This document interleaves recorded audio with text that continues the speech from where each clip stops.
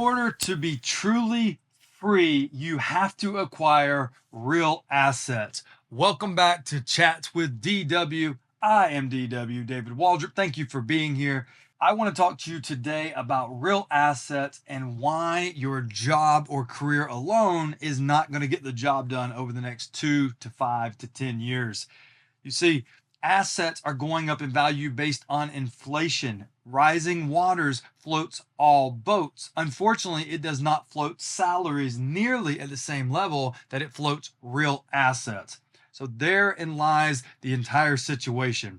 The income you're making from your job is not going to keep up with inflation or the value of real assets. So the person who owns real assets, or the person who puts emphasis on acquiring real assets, is going to end up being better off than folks who do not. Now, you're not bad or silly or dumb if you don't have real assets right now, but we have to change our mindset, and you have to get ready for what is coming our way. They are pricing you out of all the goods you need.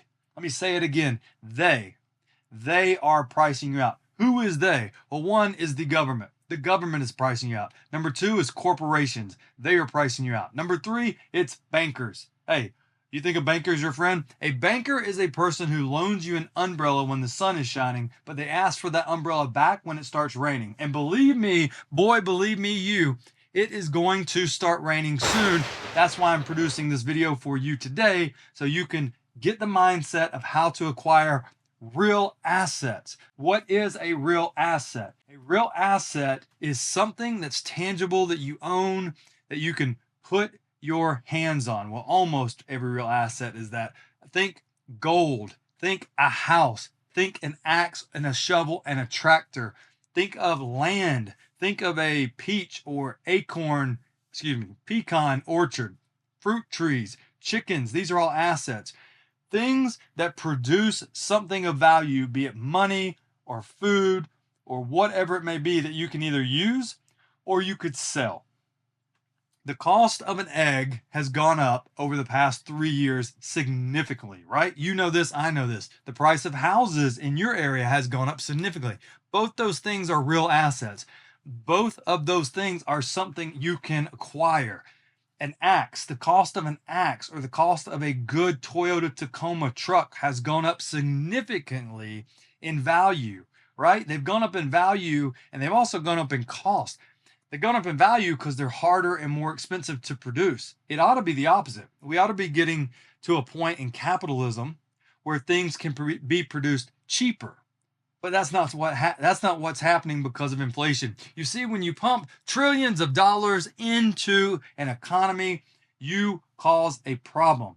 And over 80% of all the money in circulation was printed in the past 36 months. That's absolutely insane, right? That's insane. So in order to hedge your future bets, in order to put your family and yourself in a better position, you're going to need real assets to help you stay afloat or help propel you to success. Real assets. Let's go through the list again. I'm going to put them right here. Things like land or real estate. That's a real asset. Gold or silver. That's a real asset. Guns and ammo, which I highly recommend. That's an asset. Stored food. That's an asset. Skills and knowledge. That is an asset. They can't take anything away up here. So are you reading and taking classes and learning? There's another asset. A business is an asset. And cash is an asset, right? You can do things with cash. Tools, that's another asset. So there's a simple list of assets. Now, what's not on that list is what's known as liabilities. Liabilities are things that hinder your growth or cost you. Now, they could be fun, they could be enjoyable, and you can definitely own them, and that doesn't mean it's the end of the world. But think things like a boat or golf clubs that you don't use in the garage, or the fourth car that you don't need and you have a payment on, or a jet ski. A lot of these things actually will prevent you from being able to acquire a real asset, because the $300 or $400 a month payment on the RV or the Sea-Doo or the Ski-Doo out there is money you could be investing into something else that's real. Now, the real assets oftentimes are not as fun or sexy as the liabilities. And that's just the way it is. So that's when discipline enters the picture, and we have to sit there and force ourselves to say, hey, I need real assets. In the future, it's going to be harder and harder to get your hands on real assets. Think during the great lockdown. Toilet paper was hard to get a hold of, which was crazy, but it was. So if you had more toilet paper on hand, you were better off. What if you couldn't get a screwdriver? If you need a screwdriver or a light bulb or a water container, or you need eggs and those things aren't at the store, ask yourself this: what are you going to do? What are you going to tell your spouse? What are you going to tell your wife? What are you going to tell your neighbor or your friend when he says, hey, I'm in need? And you say, oh man, I got 2 jet skis, but I've got no tools. I don't own an axe. I don't know how to sharpen an axe. I don't know how to do any of this stuff. Well, let me tell you, if you're watching and you've watched this far, you're not the kind of person who's going to be unprepared anymore. You probably see what's going on in the economy. You see the change in people. You can see it in their faces. Now, you may say, David, every time I go to a restaurant or look on Facebook, somebody's already doing something fun. They're at the beach. They've got a new truck, a new car. They're throwing a big gathering at their new house or their swimming pool. Let me tell you, credit card debt, consumer debt is at an all-time high in America. So when you see people out there living it up on liabilities, on vacations, cruises, all these sort of things, you take a look at those folks and see how many real assets they have. Now, if it's a person who has a lot of real assets, they probably have enough cash flow and money that they can go do that. But if you're not one of those people, I'm not one of those people. If we don't have enough real assets to pay for those things and have a buffer for the rising cost of things, then we don't need to be spending money on liabilities. Real assets are what will pull you through the next 10 years. And it doesn't have to be some 100-acre land tract with views. It doesn't have to be an amazing house. It just needs to be something tangible. I'll tell you what's not tangible: almost everything digital. I mean, a website can be an asset. It can produce money, and you should consider that. There are plenty of online assets. But if the power goes out, you can't put your hand on that, nor can I. Same with digital currencies and that sort of thing. Those are interesting, but the power goes out. They can't chop your wood. A Bitcoin cannot lay an egg, right? So I want you to consider and start thinking of real assets. In front of me right now is a pile of books, 4 books: The Power of Intention, Raising Chickens, Raised Garden Beds, and Beekeeping for Beginners. That stack of books is an asset. No matter what happens, I can read that information and I can learn.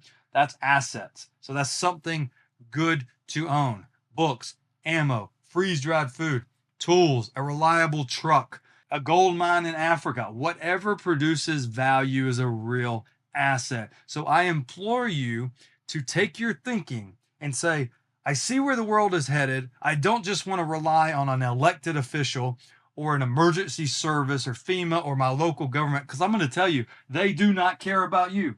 They do not. The person making a video like this cares more about you than the government does. Trust me. They give you a number when you're born so they can follow you and tax you. They don't care about you. I care about you. I want to see you acquire real assets, no matter how slow it is. If you just go to Home Depot and you buy a tool set, you've acquired $100 if you can afford it. You acquire a $100 tool set and you learn how to do a few things around your house, you're now better off. You don't have to be completely reliant on a handyman or a maintenance man. Obviously, there are times where if you're making a whole bunch of money and you make more money per hour than you would hiring somebody, that's not the greatest move in the world. But having the skill and the ability to do that, if things were to shift, and I'm telling you, they're going to shift eventually, I think having real assets is a big benefit. I have recently spent money on things that I need to learn to use or I'm not quite using yet. For example, I have 2 different axes. They're very nice axes. One's $60, one was like $130, but they're very good long-term axes. I'm learning to sharpen them and take care of them and oil the blade. I can always chop wood. I can always build a fire.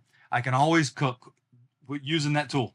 So that's important. I acquired those 2 things. Yesterday, I added 2 more peach trees, Alberta peach trees, to the property. I did have 2, now I have 4. I used a auger. I have a battery operated auger that I use to help me dig. It didn't do the entire job, but it made it 50% easier. $399. So was that auger worth it? You bet, because I can use that on future jobs like installing a perimeter fence, which I'll make a video on in the future. I just wanted to talk to you guys and girls about real assets and why it is important. Hey, I'm sitting here in the spaceship right now. This seems like a liability, but let me show you something. I'm not justifying an expense of buying an RV, but I can lease this thing out to people that want to go travel. This thing will lease for $95, $110 per night. I can clean it. This can be used as an asset. So you may have things that seem like a liability that you can flip to an asset. I highly suggest reevaluate your liabilities versus your assets. Understand that in the future, liabilities are going to be an even bigger liability due to increasing cost to maintain, fuel, and taxation on those items. So consider the future and acquire real assets and let those pull you along like a tugboat. If you had 3 or 4 real assets, a business, 2 rental properties, and a small farm or an orchard or just some gold that hedges against inflation, you'd be a whole lot better off. Get your mind wrapped around the fact that you need real assets. You cannot always rely on the grocery store and Home Depot and tool places to always have what you need. Gas stations have run out of gas before. Look back in the 1970s when they had to alternate based on your tag number when you could get gas. They were having to ration fuel here in America. Our strategic reserve was drained, basically, almost empty, to offset gas prices by our current president. You feel good about that? I don't. That's supposed to be for emergencies, and they were doing it for economic reasons. That tells you there's at least a hiccup in the system.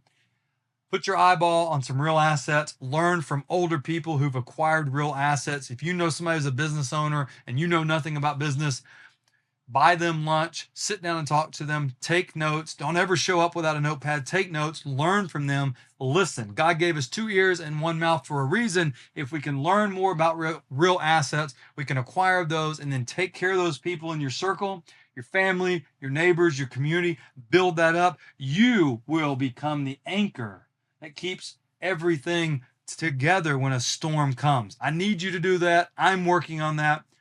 Be strong. Look, we're going to make it. Things are going to be good. Keep your head up. Keep focused. Just because the life you're living is changing and things are changing doesn't necessarily mean it's all bad. A lot of good is going to come out through the next couple of years. Hang in there. Be smart. Acquire real assets as soon as you can. Learn all you can. Stay ready. Have a good day.